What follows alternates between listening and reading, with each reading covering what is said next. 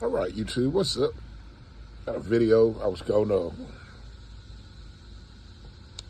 go over my cleaning process on my side-by-side. This thing is a monster. It's a really huge machine, and it takes a while to clean it.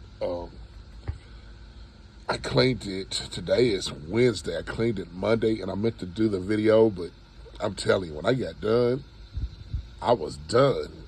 It was time to get in the house. I'm never discussed it on here. I'm what you would call disabled. I'm doing much better. When I was 25, I jumped in a hole at work. That was a day. And when we got to the hospital and they took the X-ray, it wasn't broke. It was just sprung, turned really bad. But the doctor asked me. He said, "What are you doing with all this arthritis in your foot and your ankle?" And I told him, it doesn't bother me. Mail truck. I told him it doesn't bother me. He said, it will. That's something I'll never forget. And I was 25 then at the time.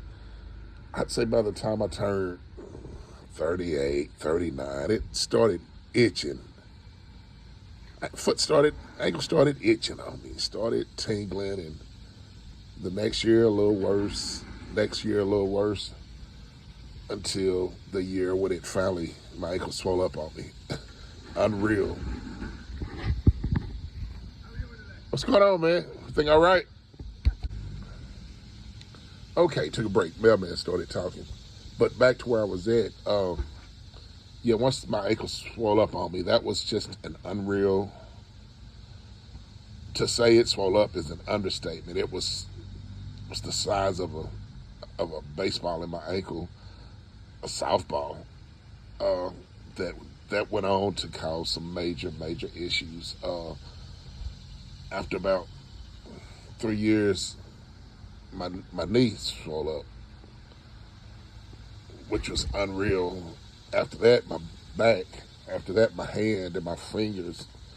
You can even see my finger now during one of the swell-ups. One of my fingers didn't turn back straight. So I really went through a time with that, and it took me out of the game. Unfortunately, I hung on as long as I could at work, but once you can't walk, you can't walk. And that took some, that was rough. But either way, so getting out, doing these physical things, they're not the easiest. So what I do is when I clean it in breaks. I do one side, break, other side, break, front side, break, back side, break, inside, break. So I was just gonna go over the process I did. First of all, I meant to get some shots of the before shots when it was still dirty. I'm gonna go look, see if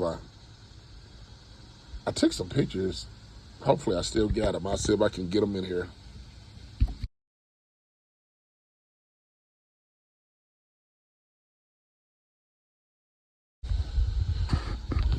All right, also what I use, I don't, dollar stores, Dollar General, Dollar Tree, they have this degreaser called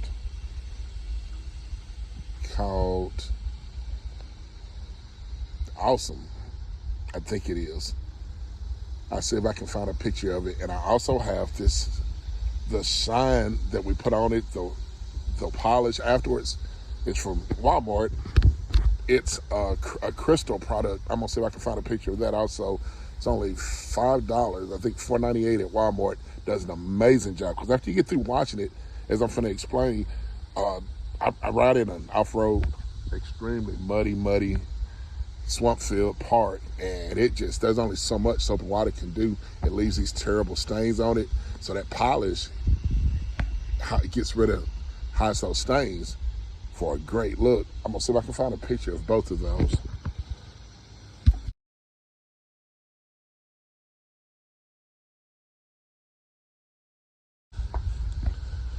But okay, but next, like I said, it's been 2 days since I watched it. We had a terrible rain yesterday. It came down really good.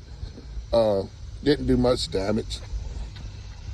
The sun is out shining so bright, so I hope I can get a good view of it. But as I said, I'll start off doing one side between that's awesome that I squirt on it. And I decide I got a little wash brush also, one of those hand ones. And I go over it a bit by bit. Then I do the other side, then the other side. I hate it. If you can see my windshield, the rain yesterday got to it. Windshield needs to be cleaned over. But between the washing and even that polish, it just has it looking just brand new, just floor model clean, dealership clean. Does a great job. When you get done, you don't even want to drive it afterwards. It looks really good. Like I said, I don't know if this camera does the video justice, but you can get that shine everywhere, on under the bottom, on your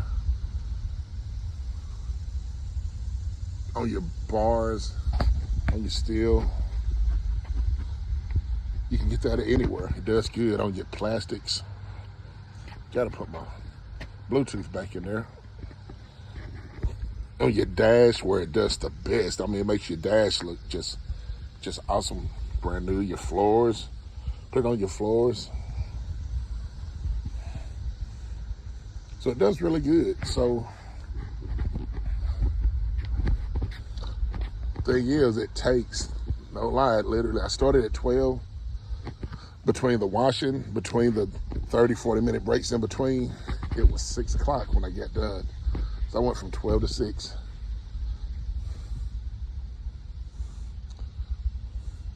It's a big job.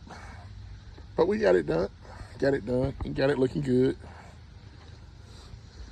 We've actually got a car show this weekend with our slingshot, and I messaged them, asked could are they accepting UTVs also, side-by-sides. I like to bring my side-by-side, put it in the show. I go over it once more, a little quick wipe down, see if they'll allow it. But that's it. That's a little slingshot takes 20 minutes to clean. But like I said, we go mud riding. You can imagine with mud on this thing, it doesn't just come straight off, not the mud we ride in. So it's a job, but I got it. Proud of my big boy. Still looks great after 4 years of beating it up. That's great. And I tell you what they say about these machines. They're great for the farm, they're great for work, but they're not necessarily for off-road and for mudding. But I'm telling you, this is a strong, strong machine. It does great in the mud. As long as you keep your maintenance on it, take care of it. It's about time. I usually get my oil change after the season around October, November. But about 2 years ago, I had to go in June, July because lady hit it. And no, my belt came off that time. My belt came off, so I had to take it around June, July, get the belt fixed. So while they had it, I went on to my oil change. So now I've been going around June or July. So it's actually time, but if they get it, they'll keep it 6-7 weeks. And I'm enjoying it right now. So I'm probably gonna go on and wait till October, get my maintenance on it.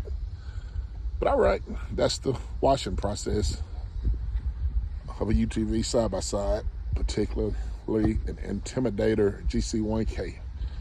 Got it looking good. All right, YouTube. See you next time.